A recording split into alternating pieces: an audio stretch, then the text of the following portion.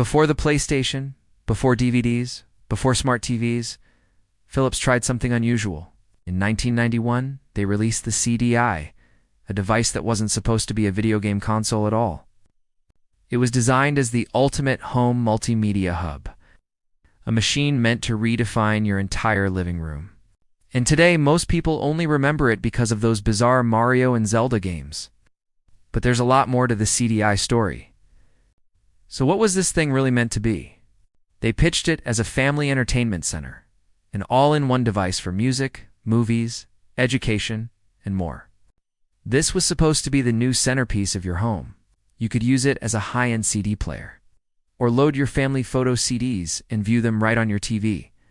And with an optional digital video card, it could even play full-length movies on video CD years before DVD. The vision was grand, a glimpse into a connected digital future that we now take for granted. But back then, it felt like science fiction. Philips pushed interactive encyclopedias as flagship products, hoping schools and intellectual families would adopt the system. They poured money into creating experiences that were more than just games.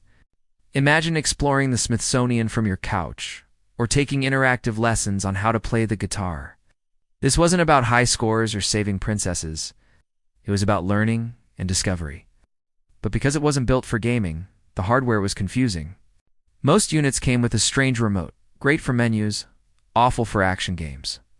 That little thumbstick was a nightmare for any title that required quick reflexes. It was a sign that Philips' priorities were far from the fast-paced action that gamers craved, and it wasn't cheap. It launched, the CDI cost between $700 and $1,000. Far more than a Super Nintendo or PlayStation. You could buy both of those consoles, a stack of games, and still have money left over for the price of a single CDI. This premium price tag immediately positioned it as a luxury item, not a mainstream entertainment machine. To make things even stranger, Philips licensed the technology to other companies, so the CDI came in dozens of different shapes and designs. You could find models from Magnavox, Sony, even high-end audio brands. This lack of a single unified identity made it confusing for consumers. Was it a game console? An educational tool? A fancy CD player? Nobody was quite sure. Without a strong gaming focus from the start, the software library was eclectic. The CDI library relied heavily on FMV full-motion video. Games like Mad Dog McCree and The Seventh Guest were meant to show off the system's CD power. These were essentially interactive movies where you'd make choices and watch video clips play out. They felt futuristic for a moment, but the gameplay was often shallow and repetitive. A huge portion of the library was educational virtual museum trips, guitar lessons, even interactive Sesame Street episodes. This was the core of Philips' vision, a library of edutainment that aimed to enrich, not just entertain. And in a strange twist, the CDI also featured a small collection of adult-oriented titles, something no other family device was doing at the time. This only added to the public's confusion about what the CDI was actually for. But the biggest problem was timing. The world of technology was moving faster than Philips anticipated. Once the PlayStation arrived in the mid-90s, the CDI looked ancient. It just didn't have the processing power to keep up with real gaming hardware. The primitive, pixelated graphics of the CDI couldn't compete with the stunning 3D worlds of the PlayStation and Nintendo 64. And so the market had spoken, and it clearly wanted powerful gaming machines. Meanwhile, PCs were becoming cheaper and more powerful, offering far better educational software than the CDI ever could.